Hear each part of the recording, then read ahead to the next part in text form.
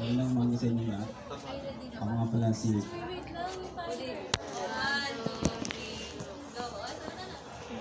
Ako nga pala si Carlos Lawrence. Magandang umaga sa inyo lahat. Ako nga pala si Carlos Lawrence Torres. Mag-aaral sa Cavite National High School, Senior High School. Mula sa section ng Youth 12. Ito ang aking talumpati kay Ginoong Charles Lota sa pagsulat sa piling sa Pilipinas. Ang talumpati ko ay sa ibang uri ng kabataan sa panahon. Base ito sa aking mga nakikita sa aking paligid. Observation kumbaga. Yun nga.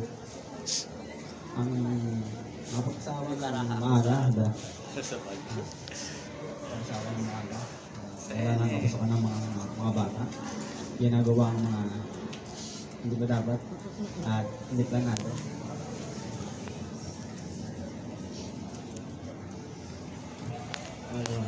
Ang napabiso ng barkada, nag-iis ng direksyon ng buhay, wala ng mga masasamang gawa sa buhay.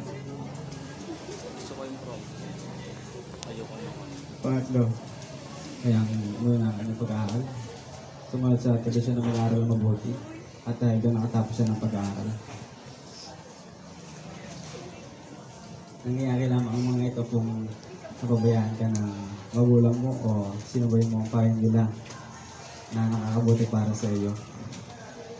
Dahil iniisip nila na masaya ito kahit na mali na at pinipili pa nila na tama ang mga ganitong mga gawa. Porket sobrang husay mo sa paakalan ay magiging matagumpay ka na.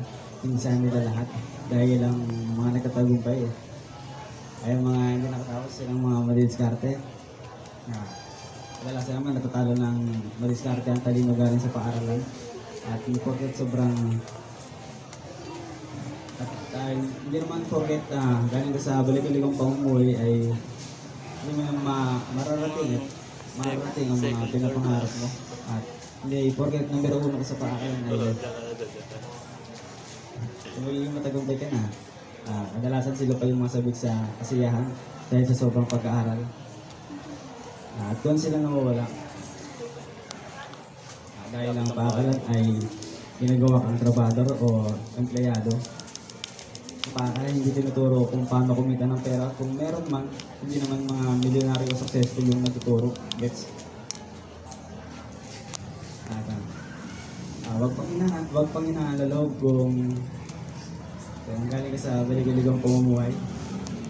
At huwag maging kumbante kung nasa taas man ng pwesto mo ngayon dahil sa isang nagkapilit magkapalit ng pwesto. Pinalalagyan. Sige, anong masasabi mo sa mga sinabi ko?